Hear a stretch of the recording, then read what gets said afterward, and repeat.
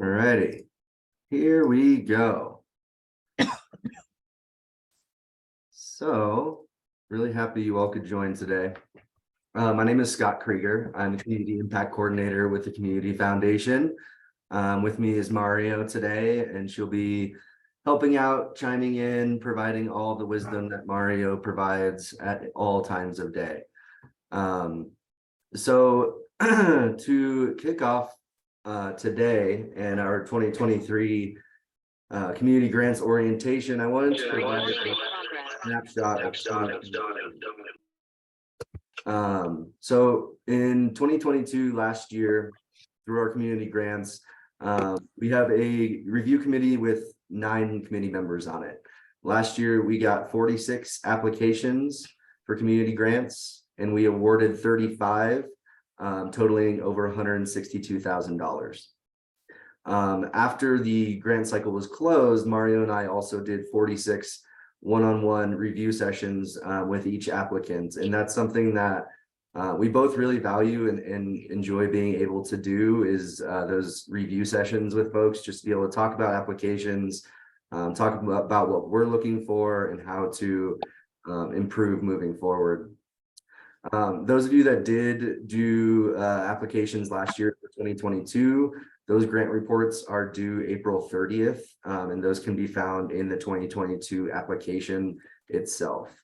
I think that we do have quite a few new folks on here. So if you didn't submit a grant report or a grant application last year, or you're brand new to the entire process, that's great. And we'll be going over some basics, eligibility, getting on SM Apply, all of those things today.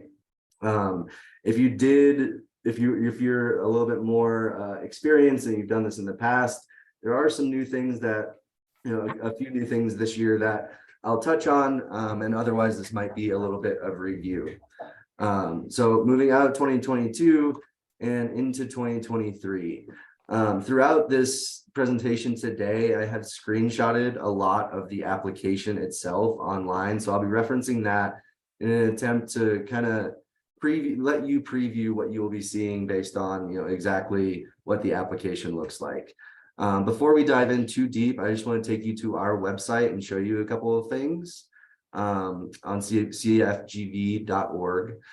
So if you go to our nonprofits page and the community grants page, right in the middle of the page, you will find community grants application information. And here, if you click on this, is where all of the resources that I'll touch on today are housed, and are housed in a little bit more detail. So I'll be touching on all of these things and going over some of the basics, but please know that all of this is available on our website. I'm not going to go into all of these and open them up, but I just want you to know that they're there. So the first one is instructions for setting up an account in SM Apply. SM Apply is the platform that we use for all things grants. So you will use it as an applicant, we use it as administrators, and our reviewers use it in reviewing your applications. If you already have an account set up in SM Apply, you're ahead of the game. And there are kind of two pieces of this: individual accounts and organization accounts. Both of those are kind of explained in detail within this document. We also have our guidelines, which goes over eligibility, timeline, all of that. We have a sample application, and this is for reference only because the application is in SM Apply, but this is basically a Word doc that provides a snapshot of what the application is looking for. We have required uploads for all different kinds of applicants, and then finally the scoring criteria. So all of these can be accessed at any time, and this will also be where this recording is posted when it's done. Getting back to here. All right, so with SM Apply, this screenshot down here in the bottom left is from that instructions page I just mentioned. I'm not going to go too deep into this. Really, we've all created user accounts in different platforms, and now it's pretty much required to go into any new website. You got to create an account these days. So I'm sure you are all familiar with that. The one tricky thing with accounts is what's called primary administrators within accounts. So primary administrators are the ones that can really do all of everything, that can access everything that you need to within SM Apply. You can add members to your account. You know, if you have staff, a grant writer, somebody else who's working within the application, they can go in there and they can work and they can do their thing. But the primary administrators are the folks that can actually submit the application. So I would really encourage you to go in soon and look at your organization's profile and make sure that you are the primary administrator. If you're not, I would suggest emailing me to request that change happen. Because that, unfortunately, there's a couple of quirky things with SM Apply. We really like it for applicants. It's very user friendly, but the admin side of things, like, I can't go in and change primary administrators for some reason. I have to actually contact SM Apply directly, and it takes a little bit of time. So I would just encourage, you know, go back in, make sure that those things are set up properly, and you'll be on your way. So once the account is set up and you're good to go, you will find the 2023 community grants application right on the front page, and pretty obvious where you start the application. And when you click start over here on the right, that's the first tile that you will see. And this goes directly into our eligibility. This page asks which of these best describes you as an applicant. And to be eligible for our grants, you need to either be a 501c3 nonprofit headquartered here in Gunnison County, 501c3 headquartered outside of Gunnison County, a group under fiscal sponsorship, government entities like the county, the school district in Western, faith-based organizations, and collaborations. For faith-based organizations, we really would like for anybody who's faith-based to give us a call before starting the application. Just call our staff here at the foundation, and just some initial things that we'd like to go over with faith-based applicants. And then first-time applicants, we encourage that as well for you to give us a call, just to go over some basics as well. And then last note on this, collaborations was a category debuted 2 years ago. And we've really been excited about the collaborative applications that we've reviewed. So collaborations are really intended to be projects that no one organization can really pursue and address by themselves. So you know, it does not preclude any organization from submitting an individual application. So organizations can apply for their own community grant and in tandem with another as a collaboration. That's totally cool, and we encourage that. But I would really just want to accentuate this first page and really being careful of which one of these that you select based on what best describes you, because once you choose this, it's locked. So you mark it as complete, and that basically what you choose on this first page then dictates what the rest of the application looks like for you. So it's really important that you are selecting the right designation for the kind of application you have. So again, this is a screenshot taken on the right here from the application online itself, and this will be the initial page after that getting started piece. And we start out really just by asking, you know, some of the basics: name, EIN, physical address, mailing address, names of staff, all that kind of basic info to start. We want to point out that all nonprofits, regardless of where you're based, will apply for only general operating support. General operating support doesn't mean administration. It really just means that you request a flat amount of money. You decide how you plan on spending that money, and it really can be spent on anything at all. And that's, you know, based on feedback that we've heard about the value of general operating support for nonprofits. That's a requirement that we have for nonprofits. Government applicants and faith-based applicants, they will apply for project support, which that will be a little bit different. We'll get into a couple of those pieces here in a little bit. But project support is, for something which enhances what you're currently doing and does not replace funding that you currently anticipate for the upcoming year.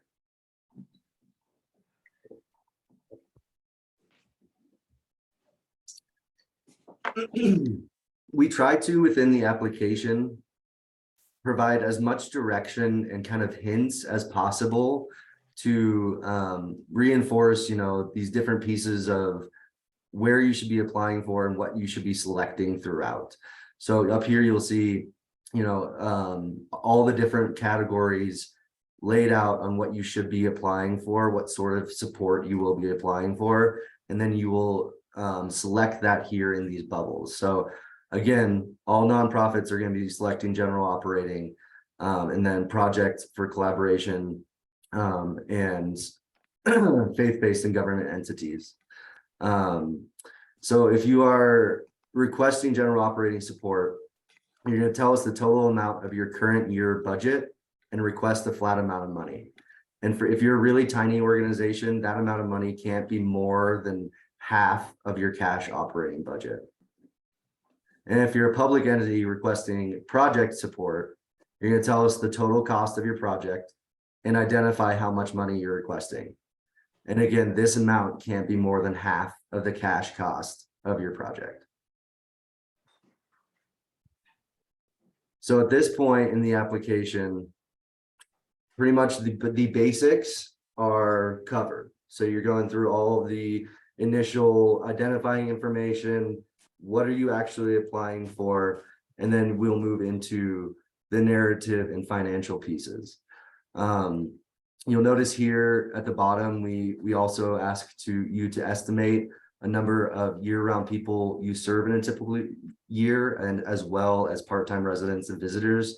We know that that's not going to be, incredibly precise, and we're not expecting it to be to the number. We just wanted to have an idea of the scope of your work within the county.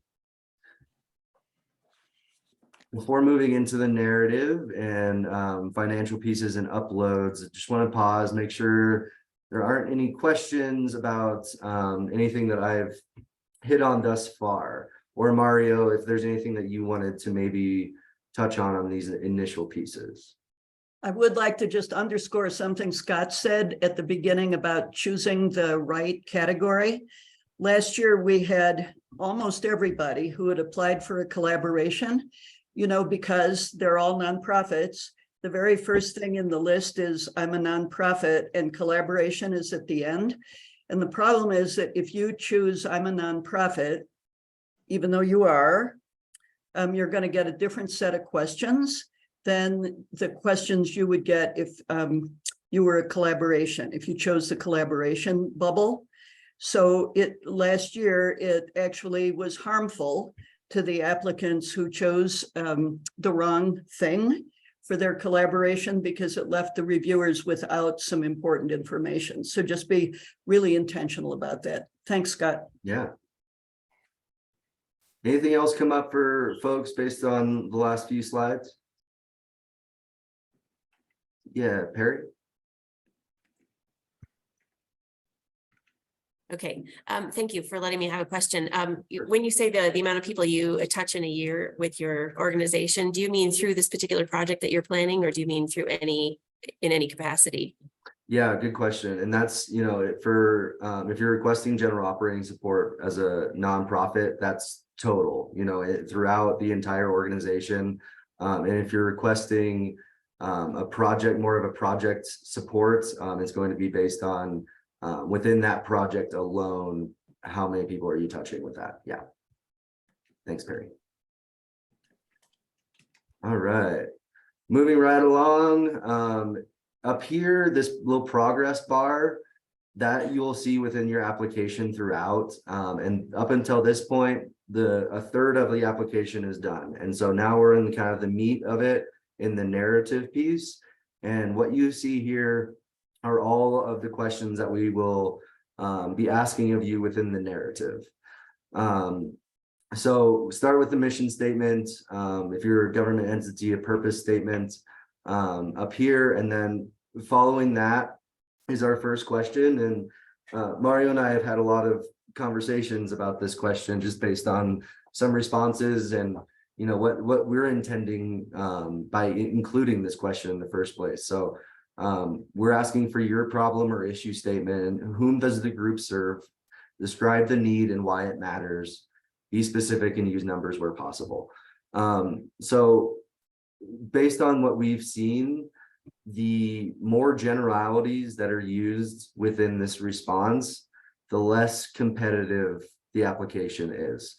And we really want to hear some specifics about the need specifically. And in the past years, a lot of folks have, especially since this is kind of the first question, a lot of folks have used this space to just describe what you do. And that's why we've included this little hint here. Don't do that. This is not the space to describe what you do. This is the space to describe the need and why it matters.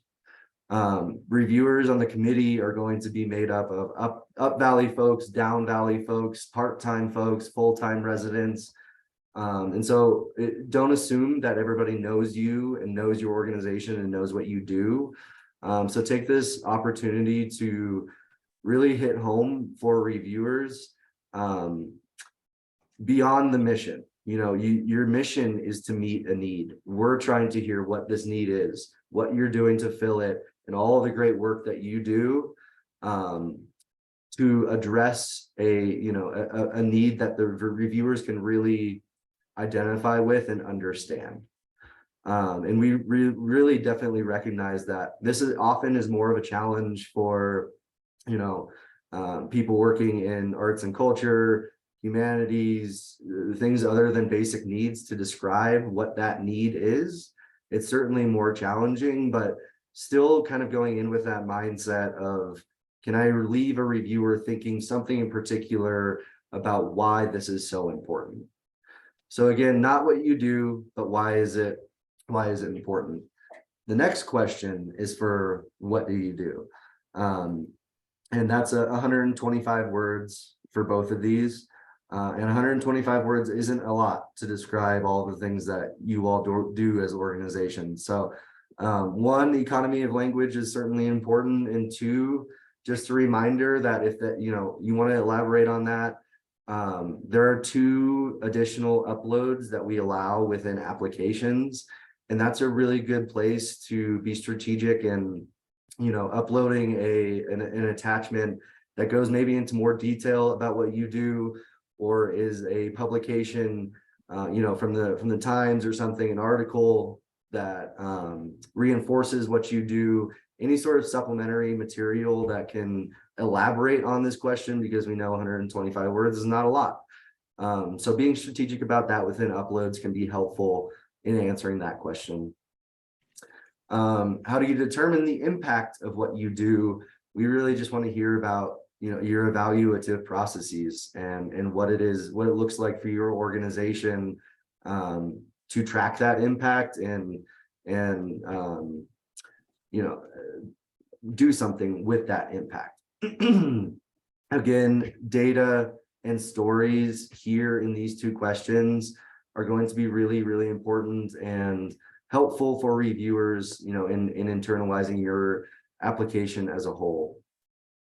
Part of this question is cut off, I realize, but with past evaluation data in mind, describe the difference your organization makes and use data where possible.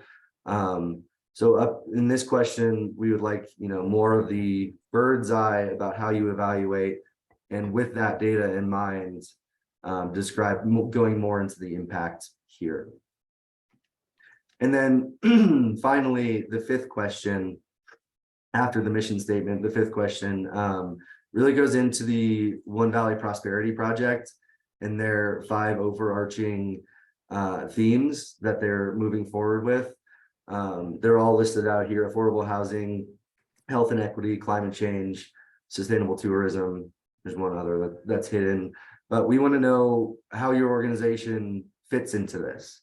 Where do you make an impact? Where do you work the most? In what arena of the OVPP do you identify your organization doing the most work. So again, that's another max 100 words, and we really know that it's a challenge to squeeze all of these things in, but also with the reviewers' time and the number of applications, it's certainly important. Mario, any other tips or narrative pieces that you think are important to include here? I just add on to what Scott said about the One Valley Prosperity Project, that what we're looking for here is not that, you know, an arts organization has a climate change plan or something like that, so much as in those 5 arenas, like Scott said, which one do you identify with? And are you collaborating with anything or anybody on anything, even if it's informal? Because one of the scores that you'll be given is how well you play with others. Thanks, Mario. Scott, I did get a question in the chat. Somebody asked what, and this is going back to some of your basics, what's the maximum amount you can ask for? And the maximum is 7,000. That's our largest grant. So we also feel like it is a very bad strategy to ask for more and hope you'll get kind of cut back to 7,000. The reviewers don't like that. So please don't ask for more than 7. It's great timing. That was bullet Sorry. number 1. Oh, that's okay. I'm glad it came up. And I just shrunk the screen a little bit so you all can see that without it cutting off. But as Mario just said, 7,000 is the max. Not a good idea to request more than that. If you are applying for project support, it can be no more than 50% of the cash budget for that project. And then we'll also ask you to upload your fiscal policy document. I'll get to all the required uploads that we are asking for here on the next slide. But now that we're into the financial piece of the application, that's something that you should definitely keep in mind going into actually starting your application, is whether or not you already have a fiscal policy document for your organization, or whether that might be something that you need to develop before submitting your application. So part of the scoring that we use is based on management, and found that the fiscal policy documents have been a really good window into what your management looks like. So, you know, expecting to see procedures that reinforce the separation of duties, how you're handling your money, commitment from the entire board to be fiduciary stewards, things like that. And again, I'll go into a little bit more of the uploads, the other uploads on the next slide. But after the narrative piece, I'm gonna blow this back up. You'll see now our progress bar is up to 66%. So this financial and organization information is kind of the last narrative piece that you'll be needing to actually fill in, and the rest will be uploads.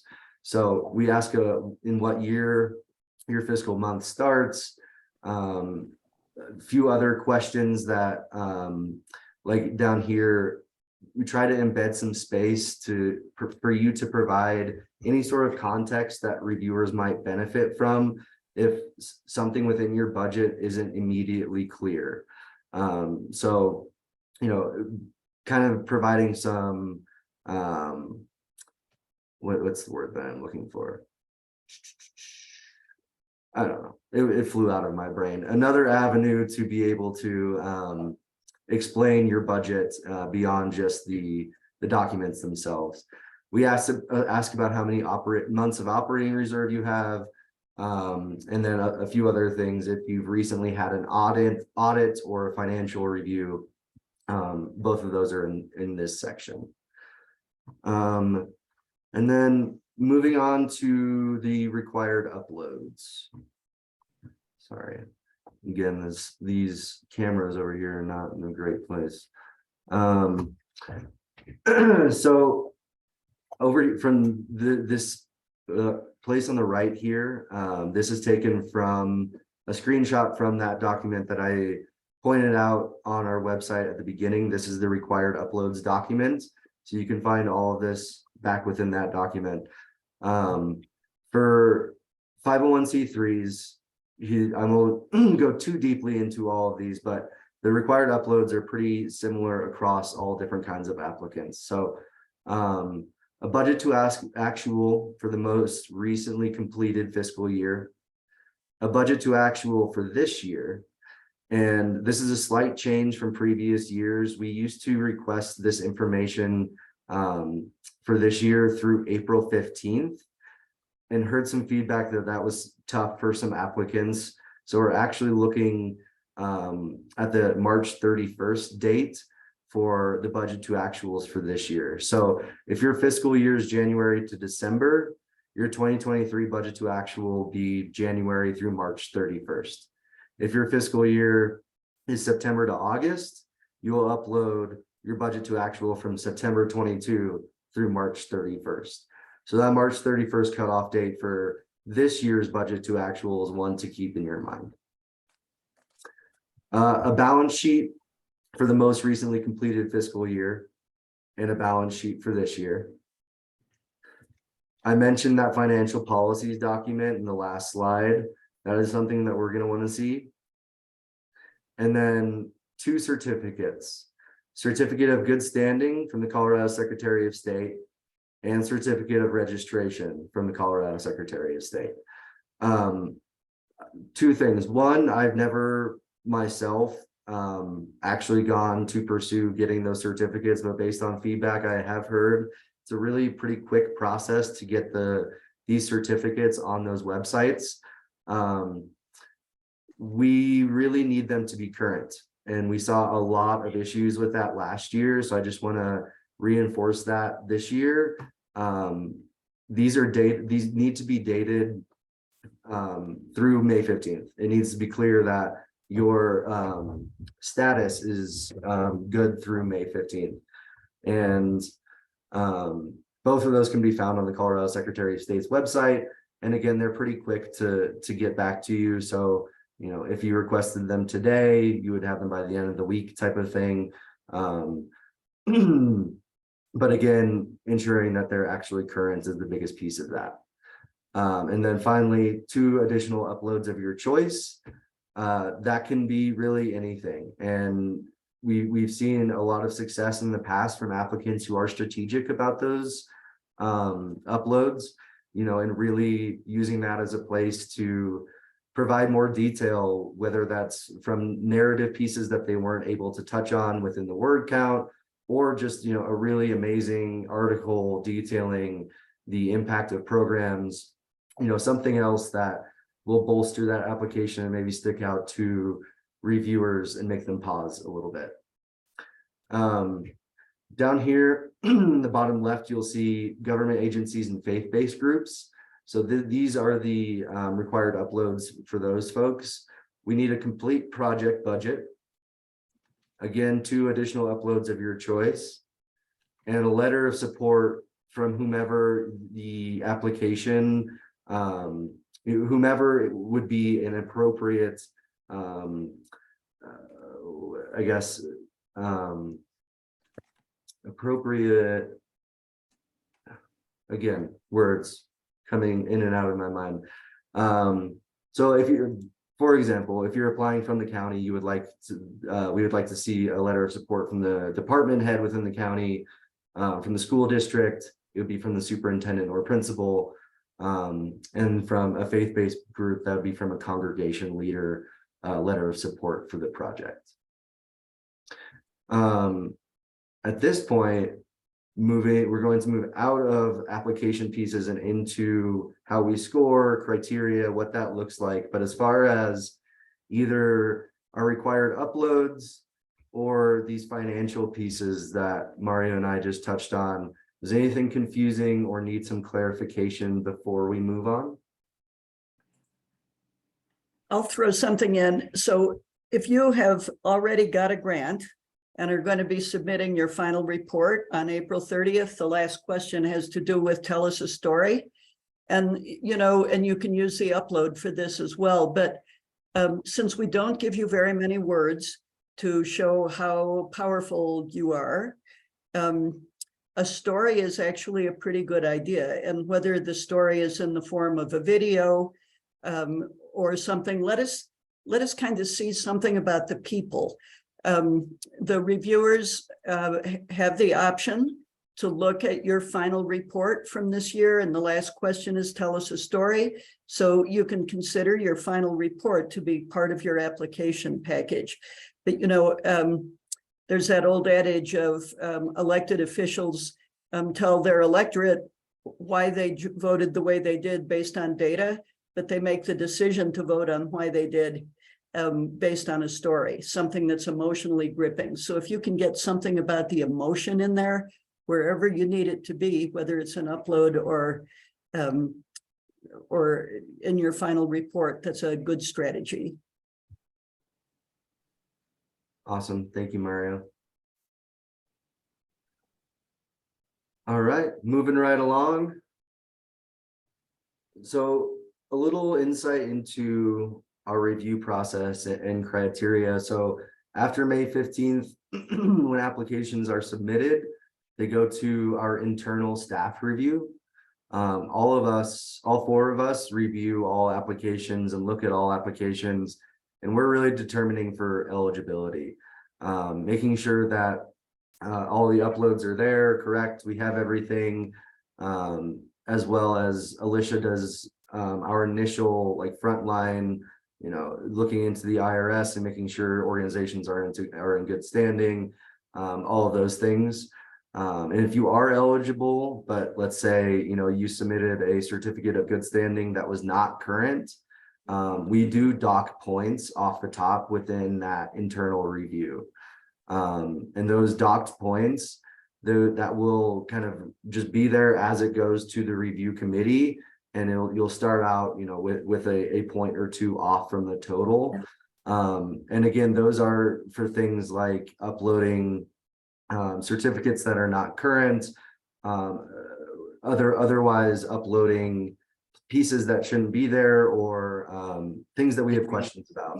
Oftentimes we will contact applicants for clarification on things if we're not understanding, but there are pieces that are just kind of, you know, non-negotiable once applications have been submitted that are going to result in a point or two being docked. At that point, it goes to our committee review, and our committee of 9 people will review the proposal, your supplementary items. And as Mario mentioned, they'll have access to grant reports from folks who applied in 2022, and they can use any and all of these things to help them decide how they're going to award points. And so the 4 different categories that points are based on: 1, clarity about the population served, the need, and why it matters. 2, clarity about your activities. You know, what you do, how well you respond to the needs you've identified, the impact you've made in the past. Number 3, viability in the coming year. We want to know, are you stable? Are you responsible? Are you well managed? And if you're proposing a project, can this project be done and managed well and potentially have the impact that you're seeking? And then the last, which is 5 points, the last category is collaboration within your ecosystem to address an OVPP issue.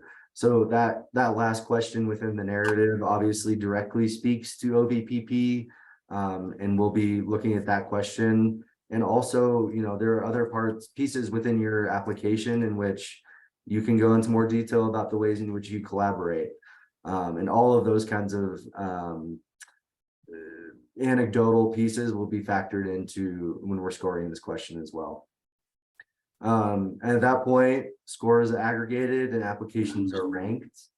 The reviewers, we have a process in which, you know, we display all of the ranked order of applications, and reviewers will look at the bottom and see if there's a particular line in which it's clear based on the scoring that a certain group was not as competitive with the rest. And there will be a cutoff line determined based on that discussion. And using that cutoff line and the ranked order, dollar amounts will then be proposed and attached to applications. And at the end of our review process, the reviewers' recommendations will go to the to the board for approval in late June.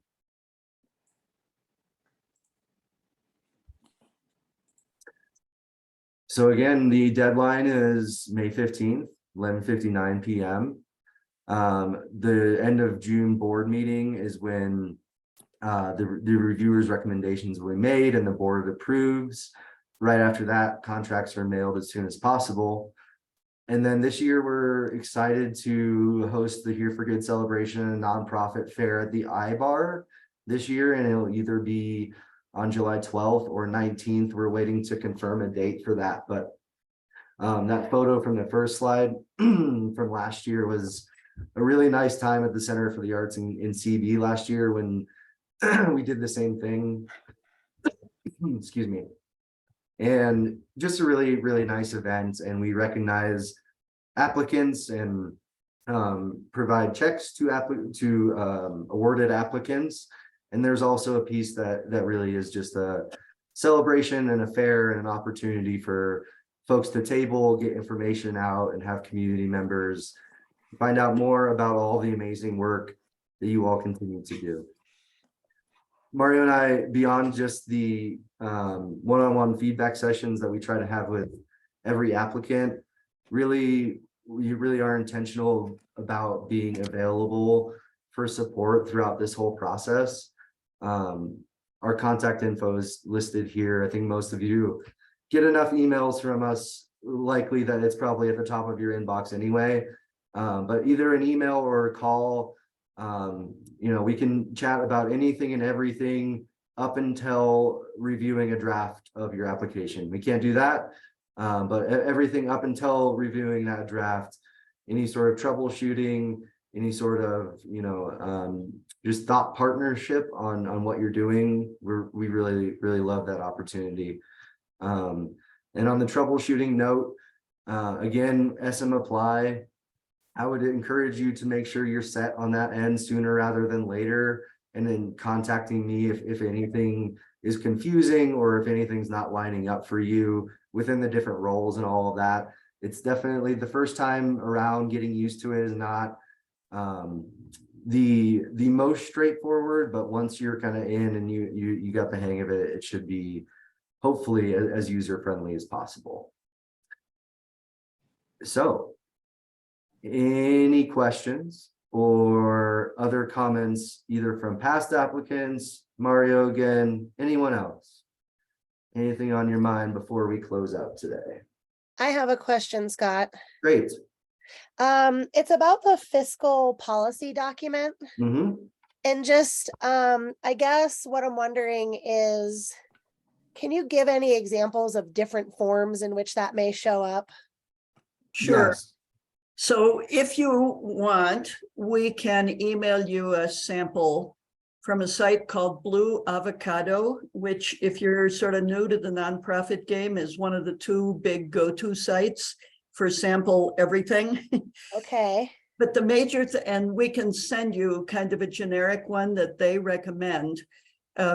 It may be more than a small organization needs, although I know that Sustainable CB, which has been an all-volunteer organization, has modified it and used it for their purposes very easily. But the major thing that we're looking for is, I think there's two things. We don't care really so much where you bank or what your credit card number is. We don't need all that. But the two things that we're looking for primarily are, does your board understand that they're legally responsible for your finances, and how does that display? So, just answering, we do a financial review every month or so isn't enough. What we want is to know that the whole board takes responsibility for all of the finances, and we just want to know how you make that possible. And then the other thing is that you have kind of checks and balances. In other words, even for a small organization, and by the way, this only applies to you nonprofits. The government folks don't need to be submitting this document. But we want to know that one person doesn't do more than they should. In other words, we don't want the treasurer to be also the person who's recording the income, counting the cash, depositing the check, doing the books, and then doing the financial report. And oh, by the way, is also the treasurer. So we want to know just how you make sure that different people see things and check and balance one another. So we can send you some samples too, Shelley. Wonderful. Thank you so much. We'll just include, Heather, I see, just one sec. We'll include that in a follow-up email to everybody, that resource, in case anybody else is looking for a fiscal policy. Thank you, Shelley, for bringing that up. And Heather. Thanks. This is so helpful. So we're so new that we don't have a board. I mean, we're kind of operating just like in our living room, and we are, I think I told, and this is probably a conversation to have one-on-one, but Yes, I'm wondering if there's anything that's super, can you be too little to apply for these? Like, is it possible that an organization is kind of like not quite there yet, that this would be a waste of all of your time for us to apply? That My initial reaction to that is no, they're certainly not too little. You will need 501c3, and Yeah, we have beyond that, yeah, totally. Beyond that, I think, an amazing part of this valley is there's tiny organizations who are in their living room, and there's, Rumble and Adaptive and all of these really well-established places, and we really want each and every organization to apply. And so I think developing the board is going to be a piece maybe within the, these policies and documents that we need to have uploaded. But I don't think that it's too soon, Heather, or I wouldn't say you should feel like the size of your organization precludes you from applying whatsoever. Mario, do you agree? Yeah, I do. And since you'll be applying through the Western Foundation, I'm guessing. So I think so. That's another question, but yes, yeah, I'm not sure. Make sure that he wants you to. And Okay. think that Laura Kerr, who I believe is on this call, is the new Janice Wellborn at Western. There she is. And Yes. so I think for Western, certain organizations like you that are kind of under the wing of the foundation, they would most likely be the applicant. So talk to Tom. And I think what you might want to do is, for one of your uploads or in your narrative someplace, just say that the Western Foundation accepts all of the legal responsibility for you, and you would be using their fiscal policies and stuff like that. And then you might just say a word about how you plan to, just like Scott said, how you plan to grow as an independent or quasi-independent organization. Okay, great. Out of the living room. Okay, thank you so much. Perry, yeah. This is kind of a nuts and bolts question about deciding who will be your members. I wonder, is it customary for people to say, have a friend read the grant application materials maybe, and add them as a member, or should members only be people within your organization? You can, as a primary administrator, add whomever you would like. Okay. I would say I would absolutely encourage having somebody to bounce the application off of and get some editing. And I'm going back and forth. I would say, as a general habit, maybe limiting members to only organizational members.